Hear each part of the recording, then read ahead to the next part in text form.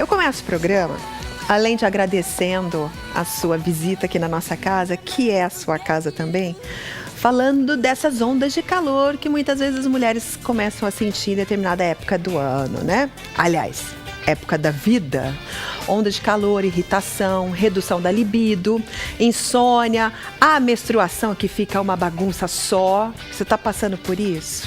E a alteração na pele, então? Alteração no cabelo. Se você está se identificando, pode ser que você precise repor os hormônios. É a famosa reposição hormonal. O Boletim Saúde de hoje fala sobre isso. Olha aí.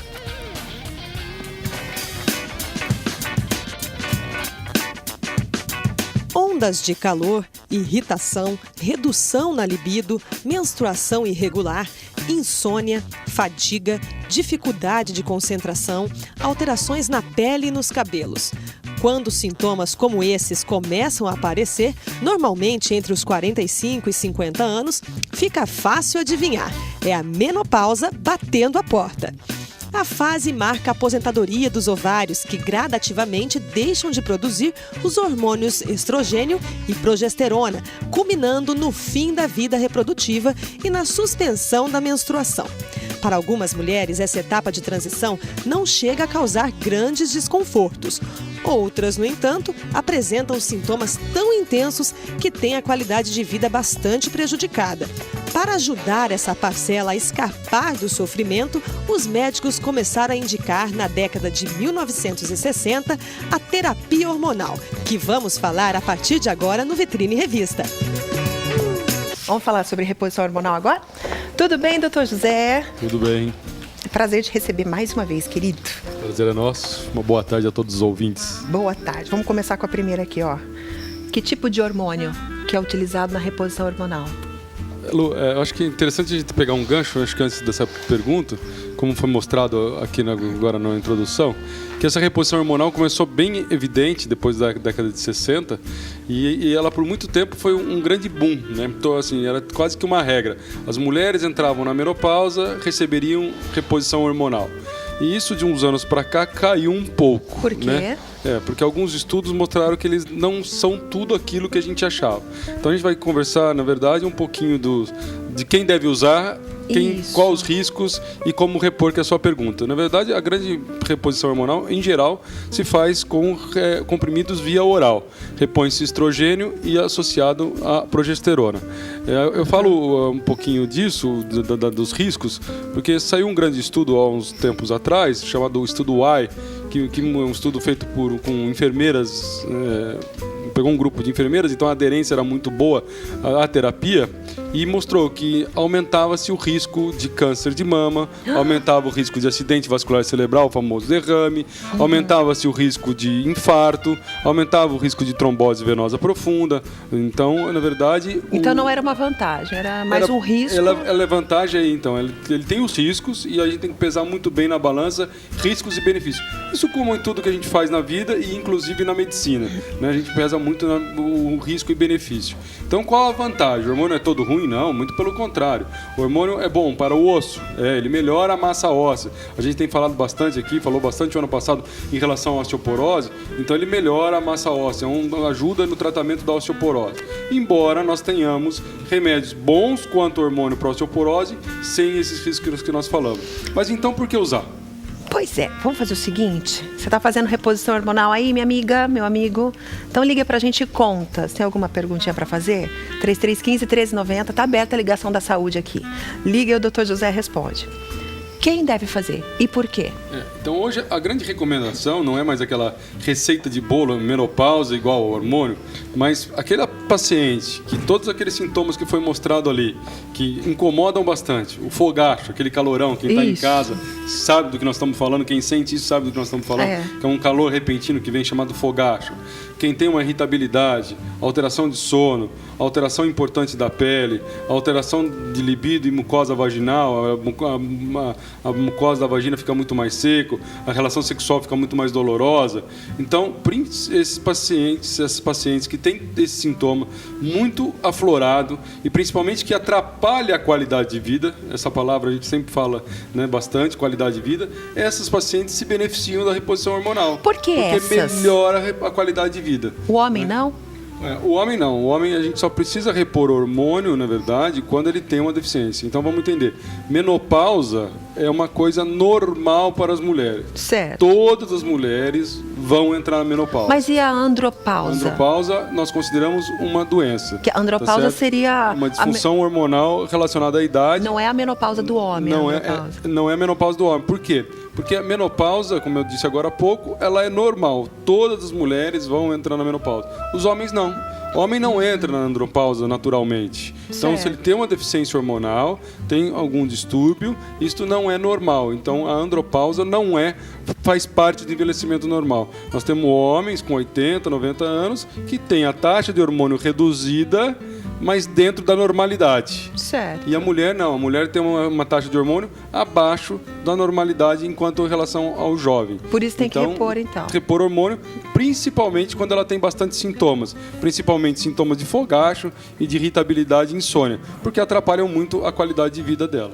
Aí eu ouvi dizer, né, e também alguns dados, né, que a gente acaba pesquisando, acabam revelando também, que essa reposição hormonal pode elevar os riscos de câncer de mama e outras doenças. Se é verdade, qual seria, então, o benefício? Não seria um risco, então, doutor José? É um risco, como eu disse... Você conserta uma coisa e piora a outra. Tem que pesar muito na balança risco e benefício. Então, por exemplo, se os sintomas não dão para ser amenizados de uma outra forma, se eles são tão importantes que vai atrapalhar a sua qualidade de vida, então nós temos que pensar também em qualidade de vida a curto prazo, não só em sobrevida. Se eu vivo muito mal a curto prazo, não adianta só eu viver bastante, né? Então, hoje, a recomendação é para essas mulheres que têm necessidade de reposição hormonal, é repor hormônio por uma dose menor possível, ou seja, a dose menor que a gente consiga aliviar os sintomas por menor tempo possível. Então não se repõe mais hormônio por 20, 30 anos, né? Preconiza-se no máximo 5 anos, algumas pacientes chegando até 10 anos, mas que são os principais anos de sintomas após a menopausa. Dificilmente eu vou ter um sintoma com 20 anos depois da menopausa.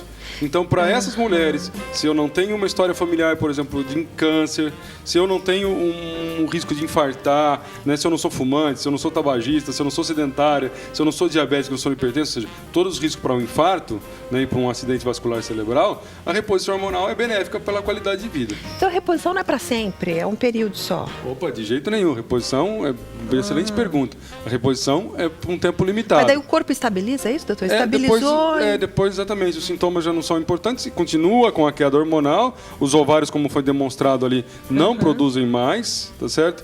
E aí existe uma queda hormonal. A diferença é essa, realmente. Quando vocês nascem, já tem o número de óvulos, tá certo? E isso todo mês vocês vão gastando na menstruação e chega um ponto que não tem mais fábrica. Diferente do homem que produz constantemente, né? Todo dia tem essa produção normal, apesar da idade. Como eu disse, em menos quantidade, mas produz normal. Então hoje, reposição hormonal é por pouco tempo, tentando aliviar os sintomas e na menor dose possível. Olha só, eu jurava que era para sempre, gente. Pro resto da vida, reposição, ainda bem que não é, né? E não tem perigo, né? Assim, tô tomando, parei, não tenho mais sintomas. Tranquilo. Fica sem, tranquilo, vive bem, obrigado. Fefe, repete a pergunta para mim que eu não consegui anotar. Doutor, a Vera ligou. Beijo, Vera. Menstrua normal com 48 anos.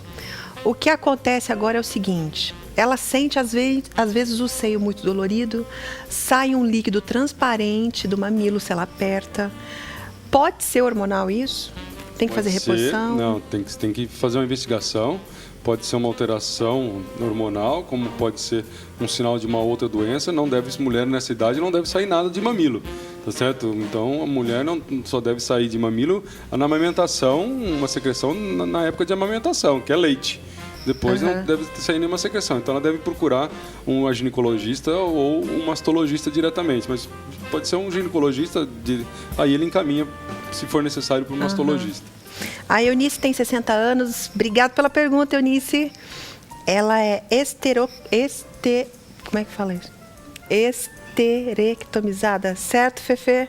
Perfeito. O que é isso, primeiro? Retirou o útero. Retirou o útero. Mais fácil ali. Ela retirou o útero. Esse nome complicado é Esses nomes de sem útero. médico difícil aí. Ela já tirou 2 nódulos da mama também, que eram nódulos benignos. E tirou também pólipos do intestino. E está sofrendo com um calorão. A princípio, pelo útero não tem mais problema, que ela não tem reposição útero, então não tem, né? Não precisa repor hormônio sem útero, precisa? Se ela tem sintomas, sim, porque o útero só tem a função do ponto gravídico, né?